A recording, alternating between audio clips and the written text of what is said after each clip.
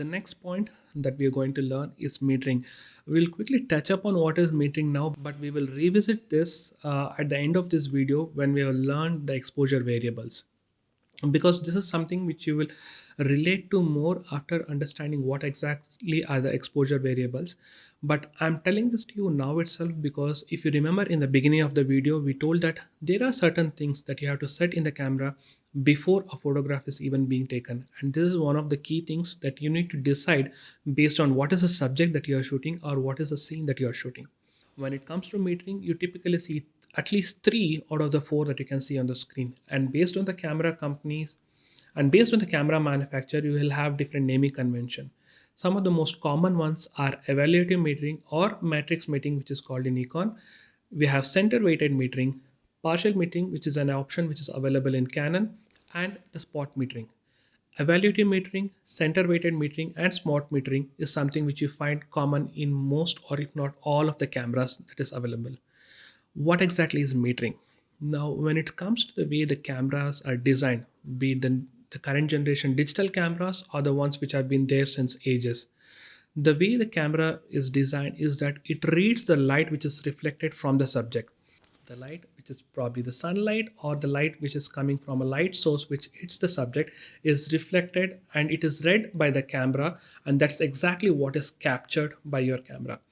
The way the cameras are designed are in such a way that any light that the camera captures is converted to mid-tone, not too bright or not too dark, which is mid-tone. So based on the type of metering that you use, the camera decides what amount of the scene it needs to read the light from.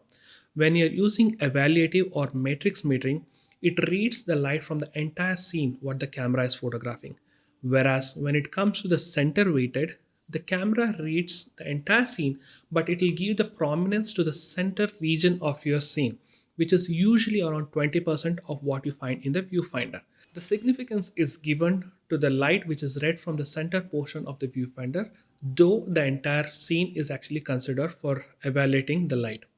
But when it comes to spot metering, it is the center region or the center spot, which is usually around 3 to 5% area of the viewfinder, is what is used to calculate and read the light from the camera. Now you might be wondering, what are the situations in which you are using evaluative metering? What are the situations in which you are using center weighted? And what are the situations wherein you will be using spot metering? When there is uniform tonality in your scene, like when you're shooting probably a landscape or architecture, this is typically when you use evaluative metering so that you can read light from all across the frame and the camera can use this to evaluate the exposure. Now I'm actually telling you that camera evaluates the exposure. We will come to what is this exposure and how the camera reads and what is that you can control at a later point in the video. We will be revisiting this part of metering later on also, but keep in mind that you need to decide what is the metering mode that you'll use based on what is the scene that you're shooting.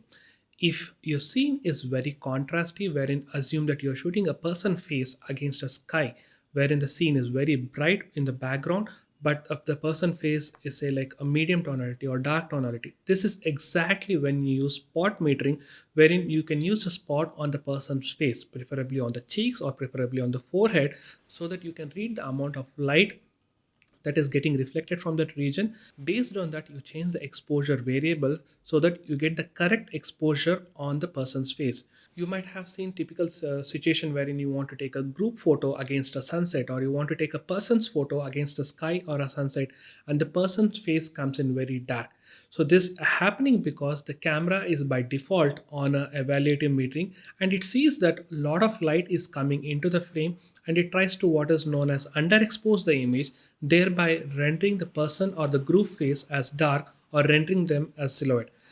This can be specifically used when you want to shoot silhouette, but when you want to take group photo wherein you want to show the person's face which is there in the photograph, this is when you have to put your camera into spot metering and basically read the light which is there on the person's face, like say on the cheek or on the forehead, so that you can get an accurate reading and you can expose the frame in such a way that the person's face is exposed well and you can see them well against the backdrop. Or when it comes to a point wherein you're shooting a subject against a background which is not typically a sky, say like a tiger which is moving in a forest or say even sports photography, wherein you're photographing moving cars on a racetrack, or wherein you're photographing a batsman who's playing cricket in a cricket field, wherein the background is completely the spectators who are there in the stadium. These are the situations wherein you will use center weighted metering, wherein you are giving more prominence to the subject which is in the center of the frame, which is say your tiger or your batsman or the car that you're photographing. You're giving more significance